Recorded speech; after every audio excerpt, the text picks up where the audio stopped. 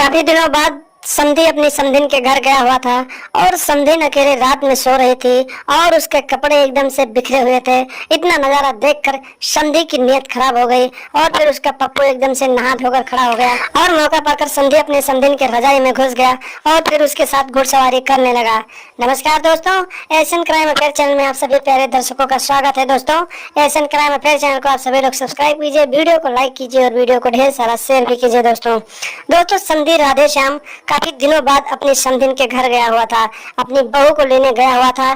तो रात का मौसम था। रात में उसकी बहू ने खाना बनाया और अपने ससुर और अपनी माँ को खाना खिलाया और तीनों लोगों ने खाना खाकर अपने अपने कमरे में तीनों सोने के लिए चले गए। और उस दिन समधिन जो थी बरामदे में लेटे हुई थी और समधी एक कमरे में लेटा हुआ था। रात का समय था, लगभग 12 से 2 बज रहे थे और काफी तेज हवाएं चल रही थी और समधिन का जो कपड़ा था इधर उधर बिखर चुका था।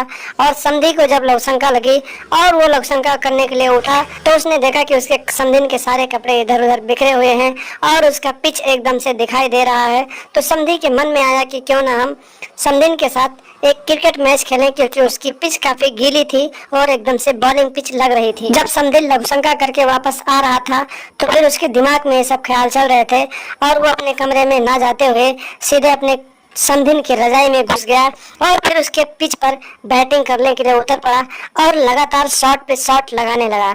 काफी देर तक जब शॉट पे शॉट लगाता रहा और उसकी पिच एकदम से तहस नहस हो गई तो समधिन बोलने लगी कि समधी जी, आखिर इतने अच्छे से शॉट आप कैसे लगा लेते हैं? आखिर आपने इतने अच्छे से बैटिंग करना कहाँ से सीखा है? समधी कहता है कि काफी दिन हो गए थे, मेरी पत्नी इस दुनिया में नहीं है, तो काफी दिनों तक मैंने क्रिकेट मैच नहीं खेला था और उसके बाद आज मौका मिला है बहुत ही अच्छी बैटिंग करने का। तो काफी दिनों बाद मैं क्रिकेट के मैदान में उतरा हूँ और आज तुम्हारे एक एक बॉल के ऊपर मैं शॉट लगाऊंगा और तुम्हें अच्छे से तुम्हारी आत्मा को तृप्त करूंगा।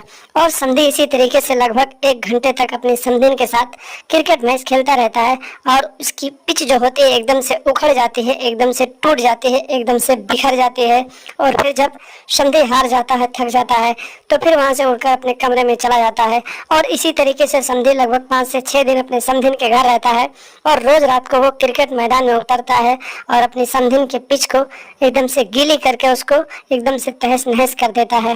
और फिर एक दिन की बात है, समधी अपने समधिन के पिच पर बैटिंग कर रहा था, तभी अचानक उसकी बहू की नींद खुल जाती है और फिर उसकी बहू लघुशंका करने के लिए कमरे से बाहर जाती है। तो वो देखती है कि उसकी माँ के रजाई के अंदर से कुछ आवाजें आ रही है। तो वो जाकर अपनी माँ का रजाई हटा देती है और वहाँ का नजारा देखकर उसके पैरों तले जमीन खिसक जाती है। वो देखती है कि उसकी माँ के रजाई में उसका ससुर घुसा हुआ है और उसकी माँ के पिच पर उतर कर बैटिंग अच्छे से शॉट पे शॉट लगा रहा है। और इतना नजारा देखकर वो एकदम से परेशान हो जाती है और फिर अपनी माँ को बुरा भला कहने लगती है। और फिर उसकी माँ जो होती है, उसकी जो माँ होती है, अपनी बदनामी ना हो इसकी वजह से अपने समधी के साथ मिलकर अपनी ही बेटी को जान से मार डालती है और फिर रात को ही समधी और समधिन घर से फरार हो जाते हैं। जब सुबह होती है, लोगों को जानकारी होती है तो लोग इसकी जानकारी पुलिस को देते हैं। मौके पर पुलिस पहुंचती है और फिर लाश को कब्जे में लेकर पोस्टमार्टम के लिए भेज देती है और फिर समधी और समधिन की तलाश करने लगती है। लगभग 15 दिनों के बाद समधी और समधिन को पुलिस हिरासत में ले लेती है और फिर उनके हाथों में हथकड़ी डालकर उन्हें जेल में डाल देती है।